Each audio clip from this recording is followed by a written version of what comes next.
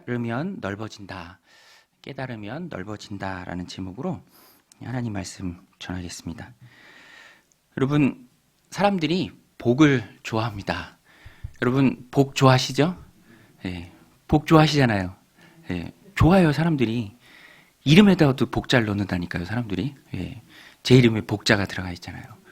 저희 부모님이, 어머니는 안 지었다고 하시는데, 아무튼 누군가 복을 이렇게 넣었습니다. 왜냐하면 복이 좋잖아요. 축복된 인생, 복받은 인생. 복을 받는다라는 그 말 자체에 하나님 주신다라는 그 의미가 있어요. 뭐 우리가 땀 흘리고 수고하지만 그것이 다 열매요 복으로 늘 연결되는 것은 아니잖아요. 그러니까 복을 추구한다는 것 그 자체가 하나님이 주시는 것을 인정하고 또 그 하나님께 그 복을 구하는 것이죠. 오늘 말씀이 요셉에 대한 야곱의 예언적 축복입니다. 복이 가득해요. 뭐 열두 아들 중에 하이라이트 같은 사람이 바로 요셉이죠. 요셉을 축복하는 내용입니다. 우리 찬양했던 것처럼 야곱의 축복이에요. 귀한 축복입니다. 이 안에 보면 정말 땅과 하늘의 복이 가득합니다. 돌고 돌아서 또 요셉에게 오는 귀한 복이 넘칩니다. 22절 말씀인데요. 우리 같이 한번 읽겠습니다. 시작. 요셉은 무성한 가지 곧 샘 곁에 무성한 가지라. 그 가지가 담을 넘었도다. 무성한 가지 곧 샘 곁에 무성한 가지. 저는 말씀을 보면서 샘 곁에 가지래요. 그러니까 수원이 풍부합니다. 수원이 풍부한 곳에 심겨진 그 나무 정말 크게 자라죠. 제가 고덕천이 막 조성될 때 이 강동 지역으로 왔는데요. 그때 이렇게 보니까 고덕천 물이 풍부하잖아요. 그 옆에 이렇게 나무를 식재하더라고요. 쬐끔했습니다. 작았어요. 그런데 이렇게 지나갈 때마다 보면은 몇 년 안 됐는데 나무가 진짜 저래서 샘 곁에 나무라고 하는구나. 샘 곁에 나무라고 그냥 쭉 뻗어서 가지도 그냥 풍성하게 잎도 무성하고요. 그렇게 나무가 자라더라고요. 그런데 이렇게 보니까 얼마 안 가서 그 옆에 또 나무를 심더라고요. 또 나무를 심는데 이제 경사면에. 근데 그때는 여름에 무척 더웠습니다. 되게 더웠어요. 근데 되게 더울 때 나무를 심은 거예요. 그러니까 그 나무가 되게 기형적으로 자라더라고요. 하도 열기를 받으니까 나무가 그냥 막 이렇게 휘더라고요. 휘어요. 그 후에도 자라기는 하지만 좀 휘어져 있는 그 모습 그대로 있죠. 우리 인생을 나무에 비유한다면, 그죠? 샘 곁에 심겨져 풍부한 수원 때문에 하늘 높은 줄 모르고 쑥쑥 자라는 튼튼하고 건강하여 흔들리지 않는 나무가 되길 원하십니까? 그렇지 않으면 뭐 여러 가지 요인 때문에 비실비실 자라지 못하는 그런 나무가 되길 원하십니까? 뭐 이건 물어보나 마나죠. 여러분 어떤 나무가 되고 싶으십니까? 당연히 샘 곁의 나무. 오늘 요셉이 받은 이 축복, 샘 곁의 나무, 담을 넘는, 가지가 담을 넘는 그런 귀한 인생을 우리가 살아내야죠. 그리스도인은 기본적으로 구원받은 하나님의 백성이기 때문에 하나님의 영적인 축복이 흐르고요. 더 나아가서 하나님 부어주시는 정말 오늘 본문처럼 무성한 가지, 곧 샘 곁에 무성한 가지가 담을 넘는 그런 풍성한 나무가 되어야 합니다. 그러면 그런 샘 곁의 가지와 같은 오늘 요셉이 받은 그 축복, 어떻게 하면 우리가 또 받을 수 있을까? 원리가 중요하잖아요. 무조건 복 주옵소서라고 하는 것보다, 물론 하나님 그래도 긍휼이 풍성하신 분이니까 당연히 복을 주시겠지만, 그래도 샘 곁에 나무처럼 가지처럼 풍성하게 담을 넘을 수 있는 그런 내 인생에 축복을 부어주실 그 하나님의 복이 어떻게 내 삶에 임하는지 오늘 말씀을 통해서 복 주시는 원칙, 하나님이 복 주시는 원칙, 그것을 좀 찾아보고자 합니다. 오늘 말씀의 근거에서 좀 찾아보려고 하는데요. 28절 말씀이 그래서 중요합니다. 우리 28절 말씀 같이 한번 읽겠습니다. 시작. 이들은 이스라엘의 12지파라. 이와 같이 그들의 아버지가 그들에게 말하고 그들에게 축복하였으니 곧 그들 각 사람의 분량대로 축복하였더라. 28절 뒷부분에 뭐라 그랬죠? 곧 그들 각 사람의 무엇대로? 분량대로 축복하였더라. 분량대로 축복하였더라. 그러니까 야곱이 12명의 자식을 축복할 때 그 축복은 지난주에도 말씀드렸지만 야곱이 임의로 축복한 게 아니에요. 임의로 말한 것이 아닙니다. 하나님께 받아서 하나님의 뜻대로 각 사람의 분량대로 축복하신 그 하나님의 축복을 야곱은 그대로 전달한 거예요. 하나님의 축복입니다. 그리고 그 축복은요, 각 사람의 분량대로 있어요. 여러분, 우리는 다 하나님 앞에 분량이 있습니다. 여러분 믿으십니까? 여러분 믿으십니까? 분량이 있어요. 각 사람의 분량대로. 그릇이 있고요. 또 분량이 있어요. 그 분량대로 하나님이 맞게 축복을 하십니다. 종짓그릇 같은 분량의 항아리만큼의 용량을 부을 수는 없죠. 그래서 분량대로 축복한다. 오늘 본문에 보면 정말 분량대로 축복한다라는 그 말이 딱 맞는 게 요셉은요, 땅과 하늘의 복이 가득합니다. 우리 대표적인 게 25절인데요. 25절도 우리 같이 한번 읽겠습니다. 시작. 내 아버지의 하나님께로 말미암나니 그가 너를 도우실 것이요 전능자로 말미암나니 그가 내게 복을 주실 것이라. 위로 하늘의 복과 아래로 깊은 샘의 복과 젖먹이는 복과 태의 복이로다. 큰 복이죠. 풍성한 복, 다산의 복, 자녀의 복, 축복입니다. 그 복이 요셉의 분량대로 하나님이 주신 거예요. 이 분량대로라는 말이 딱 맞는 게 요셉은 이렇게 복의 분량이 큽니다. 그런데 반면에 같은 어머니에게서 나온 요셉의 형제가 있죠. 누구죠?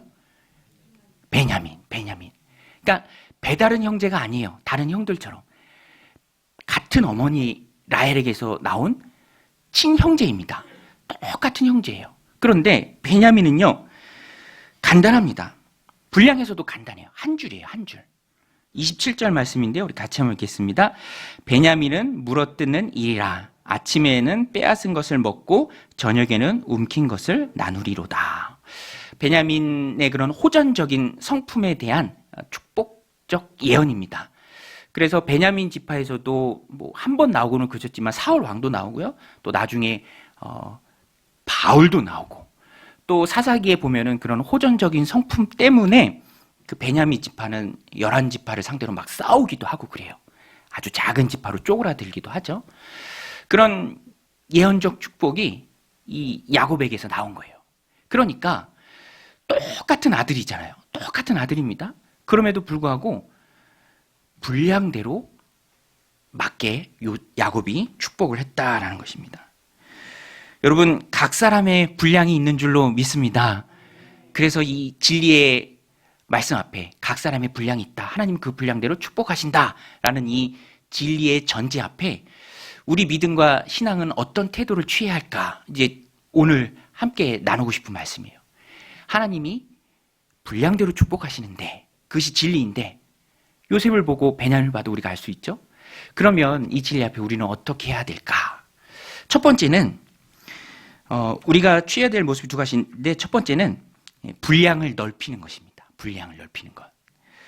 이게 가능한가? 목사님 분량을 넓히는 게 가능한가요? 예, 제가 말씀드릴게요. 가능합니다. 가능해요. 분량대로 축복하시는 하나님 앞에 우리가 우리의 분량을 넓힐 수 있습니다. 보세요. 믿음은요, 지속적으로 성장하는 거예요. 그렇죠? 믿음은 성장하는 것입니다. 그래서 우리 기도 제목으로 많이 하잖아요. 올해는 우리의 믿음이 성장했으면 좋겠습니다. 예수님 더 닮아갔으면 좋겠습니다. 그대로 머물러 있는 게 아닙니다. 분량대로라는 말을 우리가 오해하면 안 되는데요. 그 말이 운명론을 말하는 게 아니에요. 정해져 있다라는 것을 말하는 것이 아닙니다. 물론 하나님 편에서는 하나님은 전지전능하시죠. 여러분, 하나님은 다 아시는 줄로 믿습니다. 그러니까 하나님 편에서는 맞는 말이에요. 우리의 인생은 하나님 앞에 다 정해져 있습니다. 하나님은 전지하시니까, 다 아시니까. 그렇지만 우리는 몰라요. 우리는 모르잖아요. 우리의 분량이 어느 만큼인지 어떻게 합니까? 우리의 분량을 우리가 분량대로 축복하신 하나님 앞에 내 입을 크게 열라. 우리가 믿음이 성장하는 만큼 그런 소원하는 마음, 사모하는 마음을 가져야 합니다. 분량대로 축복하신 하나님 앞에 내가 내 믿음의 분량을 키우리라. 2023년도 올해에 내 믿음의 분량을 키우리라. 성경에도요, 우리를 창세전에 예정되었다라고 말하면서 동시에 뭐라고 말하냐면 누구든지 주의 이름을 부르는 자는 구원을 얻으리라. 하나님의 예정과 인간의 그 예정함 가운데 그 길을 찾아가는 것을 동시에 말하고 있습니다. 그러니까 우리도 누가 하나님의 선택을 받은지 우리는 알 수 없기 때문에 열심히 복음 전하죠. 선교사님들이 나가서 열심히 복음을 전합니다. 믿고 돌아오는 과정을 하나님은 전체를 다 알고 계시지만, 모든 것을 다 알고 계시지만 우리는 제한적이죠. 그래서 우리의 믿음의 분량을 우리가 키워나가는 것, 넓혀가는 것, 거기에 사모하는 마음을 가져야 합니다. 보세요. 우리나라가 복음의 불모지였는데 그래도 이렇게 하나님 축복하시는 나라, 또 복음이 전파되는 나라, 또 선교사를 보내는 나라, 이렇게 아무런 제약 없이 주중에 모여서 예배할 수 있는 귀한 나라를 하나님 만들어 주실 것을 우리가 어떻게 상상이나 했습니까? 언더우드가 처음 와서 복음 전할 때만 해도 복음의 불모지였죠. 앞에 보이는 것이 없었습니다. 그러나 바뀌죠. 변화합니다. 성장해요. 그래서 우리도 그런 사모하는 마음을 가져야 돼요. 일본도 복음의 불모지잖아요. 그런데 꽃들도, 사람들이 너무 좋아하는 찬양이잖아요. 꽃들도라는 찬양도 만들어서 부릅니다. 가사가 참 은혜롭잖아요. 소망이 담겨 있습니다. 이곳에 생명샘 솟아나 눈물 곡작 지날 때 머자나 열매 맺히고 웃음소리 넘쳐나리라. 지금은 그렇지 않지만 나라가 바뀔 것을 소망하고 그 소망 중에 변화될 것을 기대하고 찬양을 만들어 부르고, 오늘 우리도 믿음의 분량대로 축복하시는 하나님 앞에 우리의 분량을, 그 믿음의 분량을 키워나가야 한다. 성장해야 된다. 넓혀가야 한다. 그런 마음을 가져야 합니다. 예수님도 베드로를 부르실 때 처음 만나셨을 때 그 모습 그대로 쭉 간다라고 말씀하지 않으셨어요. 시몬인 베드로를 처음 부르실 때 뭐라고 말씀하셨습니까? 너는 장차 게바다, 베드로다, 페트로스, 반석이라는 뜻이잖아요. 반석처럼 든든한 믿음으로 성장할 거야 라고 그 미래의 모습을 현재에 축복을 해주셨어요. 오늘 우리도 우리의 믿음을 키워야 합니다. 그러면 여러분, 분량을 넓히는 것, 믿음의 분량을 키우는 것, 그것을 넓히는 것, 그것이 어떻게 가능할까요? 여러분, 어떻게 우리의 믿음의 분량을 키울 수 있습니까? 요셉을 보면 알 수 있어요. 요셉은요, 하나님 앞에서의 삶을 살았습니다. 하나님 앞에서의 삶을 살 때 요셉이 하나님의 인도하심, 하나님의 섭리, 하나님의 역사하심을 참 많이 깨달아요. 그래서 이렇게 성경을 보면 창세기도 그렇고 또 신약성경도 마찬가지고 하나님의 섭리 또 인도하심, 그 역사하심을 깨닫는 것, 하나님의 역사하심을 깨달을 때 그때 우리의 믿음이 한 단계 더 커집니다. 우리 한번 따라서 해보겠습니다. 깨달으면 넓어진다. 여러분, 하나님의 뜻을 깨달으면 우리가 넓어지는 줄로 믿습니다. 요셉이 깨닫잖아요. 형님들, 미안해하지 마세요. 나를 이곳으로 보낸 분은 형님들이 아니라 하나님이십니다. 깨달으면 넓어지는 거예요. 전에는 몰랐지만 바뀌게 된다라는 것입니다. 여러분, 바울도요, 깨닫고 회심해요. 전에는 잘못 믿었죠. 예수님 믿는 사람들 핍박하러 다녔습니다. 그런데 다마스쿠스로 가는 그 길 위에서 부활의 주님을 만나고 그 만남이 강렬해서 앞을 못 보죠. 3일간 깊은 성찰과 생각 가운데로 들어갑니다. 그리고 깨달아요. 깨닫습니다. 내가 잘못 믿었구나. 내가 잘못 믿었구나. 이거 아니구나. 이게 사망의 길인데 생명의 길인 줄 알았구나. 생명의 길은 예수님인데. 그리고 깨닫고 바로 예수님을 전하죠. 다마스쿠스에서. 어떤 책 보니까 되게 재밌어요. 사로잡으러 갔다가 사로잡힌 바울. 주님께 사로잡혔죠. 그 터닝 포인트가 있고 바울이 어마어마하게 넓어집니다. 어마어마하게 넓어지죠. 깨달으면 넓어집니다. 요나도 보세요. 요나도 원래는 급이 낮은 선지자였습니다. 하나님의 말씀을 대놓고 거역하잖아요. 선지자는 하나님 말씀 전하는 사람인데 니느웨 가기 싫다고 다시스로 가버리잖아요. 근데 하나님 그로 하여금 깨닫게 하시죠. 물고기 뱃속에서도 깨닫게 하시고 또 아주 결정적으로 박넝쿨을 통해서 깨닫게 하십니다. 막 요나가 박넝쿨 시원하고 좋았다가 하나님 그거 걷어가시니까 뜨거운 땡볕에 너무 더우니까 막 짜증을 내고 화를 내잖아요. 심지어는 성을 냅니다. 하나님하고 막 싸워요. 네가 어떻게 그렇게 화를 내냐? 내가 죽기까지 합당합니다. 화를 내는 게 합당합니다. 막 그렇게 얘기하잖아요. 그때 하나님이 뭐라고 말씀하십니까? 결정적으로 요나로 하여금 깨닫게 해요. 이 하나님의 마음을 모르는 선지자에게. 네가 하룻밤에 났다가 재배도 안 한 그 박넝쿨도 그렇게 아끼는데 이건 니느웨에는 좌우를 분간 못하는 12만 명의 많은 사람들이 있고 가축도 많은데 내가 아끼는 게 당연하지 않냐. 우리 그 말씀 같이 한번 읽어볼까요? 요나서 4장 10절입니다. 여호와께서 이르시되 내가 수고도 아니하였고 재배도 아니하였고 하룻밤에 났다가 하룻밤에 말라버린 이 박넝쿨도 아꼈거든. 하물며 이 큰 성읍 니느웨에는 좌우를 분별하지 못하는 자가 10만여 명이요 가축도 많이 있나니 내가 어찌 아끼지 아니하겠느냐 하시니라. 이렇게 하고요 요나서가 딱 끝나요. 저는 그 다음 부분이 참 궁금하더라고요. 이렇게 하고 끝나요. 요나가 얼마나 깨달았을까요? 그리고 요나서를 쓰지 않았겠습니까? 깨달을 때 하나님의 마음을 알아가고 나를 향한 하나님의 계획을 알아가고 무엇을 어떻게 해야 될지를 알아가고 그러면서 우리의 믿음의 분량이 넓어지는 거예요. 요셉처럼. 많은 축복을 감당할 수 있을 정도의 그릇이 된다라는 것입니다. 호세아도 음란한 여인과 결혼 생활을 통해서 하나님의 넓은 사랑, 큰 사랑을 깨닫습니다. 신약으로 넘어와서 보면 베드로도요. 예수님 잡히시기 전에 예수님 말씀하시잖아요. 야, 오늘 밤에 너희가 나를 다 버리고 도망갈 거야. 그때 베드로가 뭐라고 합니까? 예수님, 다른 사람들 다 도망가도 나는 절대로 도망가지 않습니다. 그냥 죽을지언정 주님 곁을 지키겠습니다. 근데 예수님 말씀하신 그대로 베드로가 도망가잖아요. 다 굴기 전에 3번 예수님 모른다고 부인합니다. 나중에는 이렇게 성경을 보면 예수님하고 눈도 마주쳐요. 그리고 통곡하면서 깨닫죠. 자기의 믿음이 얼마나 부족했는지를. 그러니까 신앙생활은 깨닫는 게 참 중요해요. 깨닫는 게 참 중요합니다. 나의 연약함을 깨닫고 하나님의 은혜를 깨닫고 주님의 사랑을 깨닫고 그것을 깨달으면 깨달을수록 하나님과 나와의 관계가 넓어집니다. 그러면서 하나님이 부어주시는 땅과 하늘의 복을 받을 수 있는 넓은 믿음의 분량을 가질 수 있게 되는 거예요. 그래서 오늘 우리도 우리의 믿음을 키워가기 위해서는 하나님의 사랑, 그것을 깨닫는 게 참 중요합니다. 저도 말씀을 준비하면서 제가 하나님과의 관계가 확 좀 넓어졌던 일이 있어요.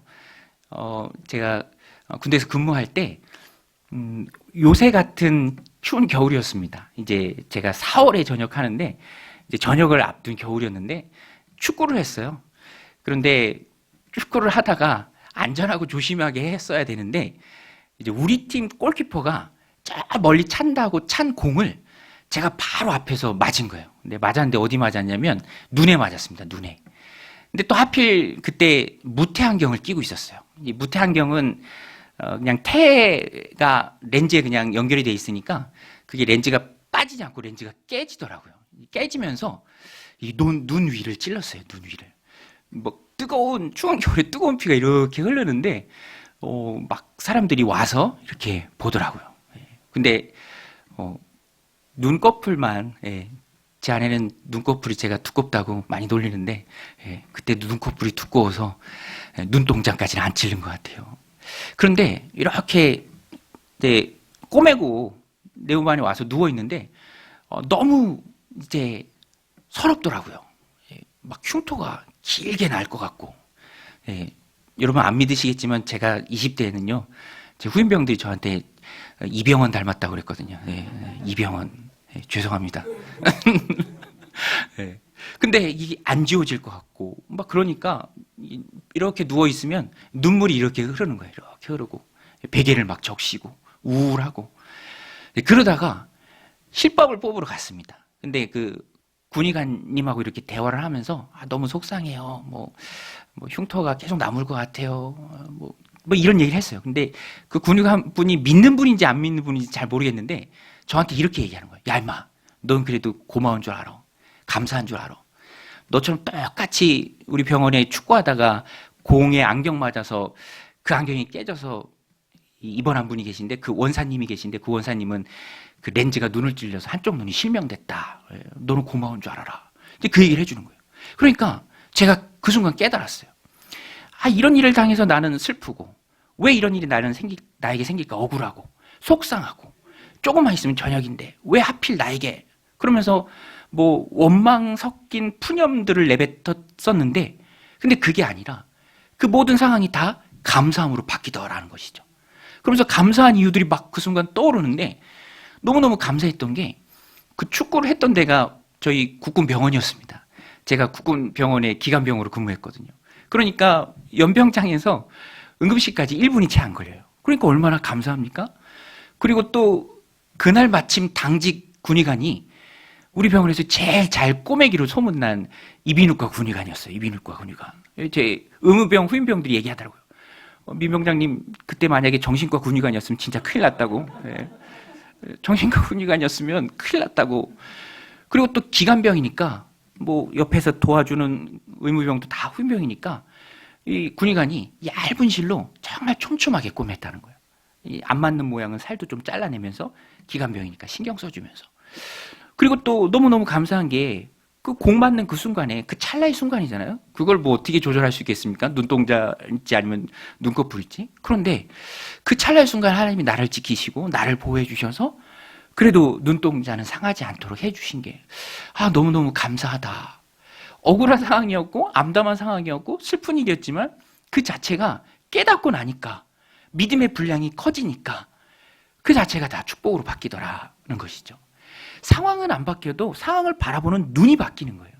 그러면 그 상황이 이전과는 전혀 다른 감사의 제목들이 된다라는 것입니다. 그래서 깨닫는 게 중요해요. 무릎을 치는 순간이 항상 있어야 합니다. 그래서 배워야 되는 거예요. 그래서 은혜의 나를 노출해야 되는 겁니다. 깨닫는 것은 체험과 경험과 배움을 통해서 가능해요. 그래서 우리 교회에서 강조하는 게 세 축이에요. 여러분 세 축이 뭔지 아십니까? 신앙과 믿음이 굴러가는 교회의 기준과 같이 세 축이에요. 의지적 결단이 있는 예배. 그리고 지식을 채우고 배우는 성경 공부. 그리고 감정을 터치받는 또 모임. 속예를 얘기하면서 그 모임을 따뜻하게 터치를 받습니다. 그래야 깨닫고 넓어지고 축복을 받아낼 수. 여러분 먹방 좋아하세요? 먹방? 네. 저희 아이랑 막내가 먹방을 좋아해서 자주 봐요. 근데 그게 다 소화가 되니까 먹는 거잖아요. 다 소화가. 위가 그렇게 크대요. 네. 한참 먹고 엑스레이 찍으면 다 위만 나올 정도로 그분들은 진짜 위대한 분들이죠. 축복을 하나님 주셔도 내 믿음의 분량이 종지 그릇이라면 소화를 못하죠. 믿음이 커지고 분량이 넓어진다는 것은 하나님의 마음, 하나님의 인도하심, 하나님의 계획, 하나님의 섭리, 나를 통해 하나님이 이루고자 하시는 일들, 하나님이 나를 얼마나 사랑하고 아끼고 긍휼을 베푸시는지 그걸 깨닫는 거예요. 그래서 그것을 깨달으면 넓어지는 것이죠. 요셉과 같은 그런 큰 축복, 돌고 돌아 복, 젖먹이는 복, 다산의 축복, 샘 곁에 가지, 담을 넘는 가지와 그런 놀라운 축복을 소화할 수 있다라는 거예요. 그러니까 믿음을 넓히고 분량을 키우는 게 먼저고 그 다음에 복을 구하는 것이죠. 그때 하나님이 복을 주신다라는 것입니다. 오늘 우리도 영적 위가 거대해야 돼요. 그래야 받고 소화할 수 있습니다. 그래서 쫀쫀하지 말고 그것은 다 하나님께 맡기고 그것이 관계이든 뭐 어떤 어려움이든 다 하나님께 맡기고 우리는 우리의 믿음의 분량을 키워나가면 됩니다. 주님께 맡기고 믿음의 나를 노출시키면 돼요. 모든 것은 다 하나님의 섭리입니다. 그렇다고 가만히 앉아있으라는 말이 아니에요. 모든 것은 다 하나님의 섭리임에 우리가 하나님의 섭리를 인정하고 신뢰하면서 적극적으로 넓혀가야 돼요. 깨닫는 자리를 찾아가야 합니다. 넓어져서 땅과 하늘의 커다란 축복을 다 받아 누리는 소화하는 믿음의 신실한 종들이 다 되길 주님의 이름으로 축원드립니다. 두 번째는 하나님은 분량대로 축복하신다. 이 대전제에 우리가 취해야 할 두 번째 믿음과 신앙의 모습은 순종하는 것입니다. 순종하는 것. 우리 한번 따라서 하겠습니다. 축복하심에 순종하라. 넓어지라는 말씀이 적극적인 모습이라면 순종은요, 수동적인 것을 말합니다. 이것은 방향성을 가리켜요. 이게 무슨 말이냐면 하나님께서 각 사람의 분량에 맞게 주심을 우리가 인정하라라는 거예요. 인정하라. 믿음의 눈으로 보면, 자 보세요. 믿음의 눈으로 보면 넓혀야 할 것이 있어요. 믿음대로 그 분량대로 축복하신 하나님 앞에 내가 넓혀야 할 것이 있습니다. 깨달아야 할 것이 있어요. 이 정도는 안 되겠다. 성령님이 감동을 주세요. 이러서는 안 된다. 너 2023년에는 좀 더 넓혀져라. 성장해라. 커져라. 더 넓게 너의 입을 열어라. 하나님 말씀하시는 게 있어요. 믿음의 눈으로 보면. 그것은 우리가 적극적으로 넓히면 됩니다. 그런데 믿음의 눈으로 보면 방향성. 이건 하나님이 내게 딱 맞게 주신 거예요. 여기서 지나는 것은 만족하지 못하는 욕심에서 나온 것이다 라는 게 있어요. 그런 것은 넓히고 말고의 문제가 아니라 그런 것은 받고 수용하고 순종하고 따라가면 된다라는 거예요. 그러니까 믿음의 분량대로 하나님이 바뀌지 않고 정해주신 것, 정해주신 것이 있어요. 생긴 대로 산다라는 그런 말이 있잖아요. 하나님이 내게 주신 믿음의 분량, 창조하신 그것 그대로, 그러면 그것은 내가 그대로 받는 거예요. 만족해야 하는 것입니다. 감사해야 하는 거예요. 그럴 때 인정하면 후회하지 않고요. 주님 주시는 것에 감사하게 됩니다. 만족하게 되죠. 남과 비교하지 않습니다. 그저 내가 받은 것에 감사하는 것이죠. 좀 이해가 좀 안 되시는 것 같아서, 표정을 보니까 이해가 좀 안 되시는 것 같아서 저는 목회자니까 목회자인 저를 좀 예로 들어서 설명을 해드리면, 목회는 뭐 여러 가지 다양한 길이 있을 수 있겠지만 크게 보면 몇 가지가 안 됩니다. 뭐 준비해서 어떤 공동체에 청빙을 받는 길이 있고요. 또 본인이 이제 하나님 주신 뜻에 따라서 이제 교회를 개척하는 그런 케이스가 있죠.